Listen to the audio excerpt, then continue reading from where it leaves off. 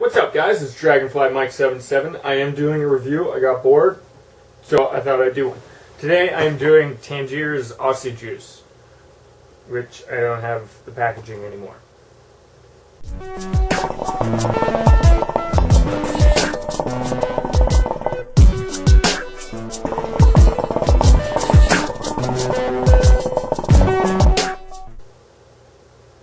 Alright, so I am a fan of Tangier's.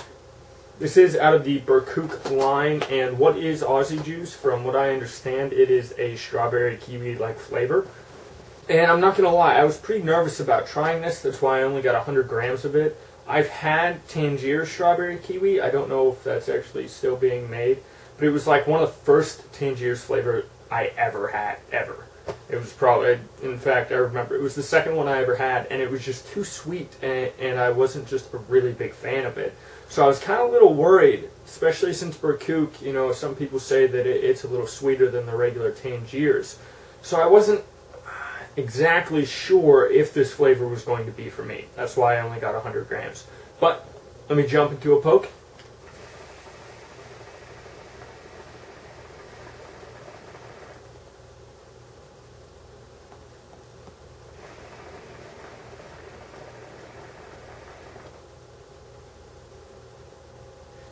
Tangiers, you always get good clouds with it, so that I never complain about. When it comes to the actual flavoring, I was actually pretty pleased with this flavor. I didn't feel like it was too strong, and I didn't feel like it was too light. On the inhale, it doesn't have too much on the inhale. Again, that's not something that I really knock points off of, because I don't. It's very rare for flavors to actually have a good, solid inhale flavor. And on the exhale, you kind of get a strawberry-ish, kiwi-ish, sweeter, mellow flavor that it doesn't really sit on your tongue, but it's definitely there. You kind of get the flavor in the back of your throat, not much in the sinuses when it comes to the actual flavor, but I do enjoy it. So because of that, the flavor is a 17 out of 20. It's solid. When it comes to the actual longevity of the flavor, as usual, Tangier's has good longevity, but some of you guys know I really don't smoke nearly as much as I used to, and I normally only go about 1 or 2 rounds of Coles. But for those 2 rounds that I've gone on this, I thought the flavor was very solid. That's something that with Tangier's is to be expected. It's a tobacco line that can go the distance, and I really do like the longevity aspect of Tangier's. Whether you smoke 1 round to 4 rounds, a lot of times the longevity is pretty good. I did notice that it does, that kiwiness kind of does taper off a little bit, so because of that it's a 17 out of 20. I would like that kiwi to keep going on me for the duration of the actual smoke. When it comes to, do I want to smoke this?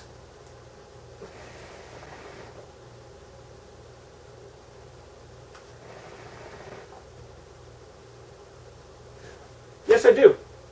I like this flavor. It's not my favorite Tangier's, but I think the flavor is very solid. It's definitely a prominent flavor, but as I said, it's not overpowering, and I like it a lot. Is this my favorite Tangier's flavor? No, it's not. Is it good?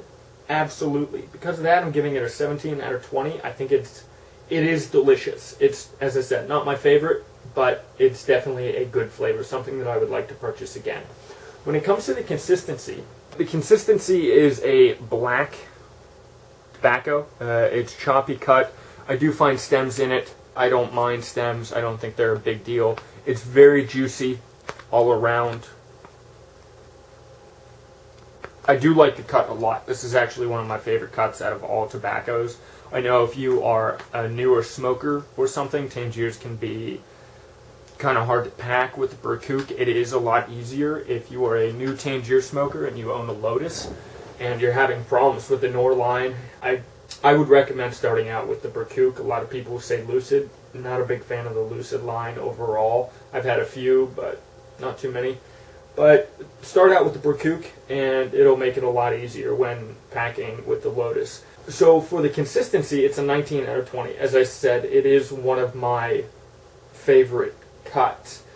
I know I said I don't mind stems, but I know a lot of people don't like that with stems, so I am knocking a point off because I would like to see a little less Again, not a big issue. That's still a good rating. For the appearance, it comes in a pre-sealed little baggie, and if you were to open this up, it comes in another sealed container.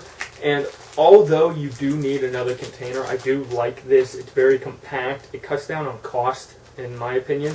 And that's one of the reasons why this is cheaper than a lot of, I think, than the more premium type tobaccos out there, because the packaging is limited but still very effective. You do need to use another container, but they sell containers on most websites for about $1. So it's not like you're spending a lot of money. And since these are about $15 with the container, you're paying $16 for storage and good tobacco. I am knocking 2 points off because I would like a container. That would kind of be nice. But again, not a big issue. So it's an 18 out of 20. Effective packaging. Overall, I'm a fan. Let me take one more poke. Probably not one more.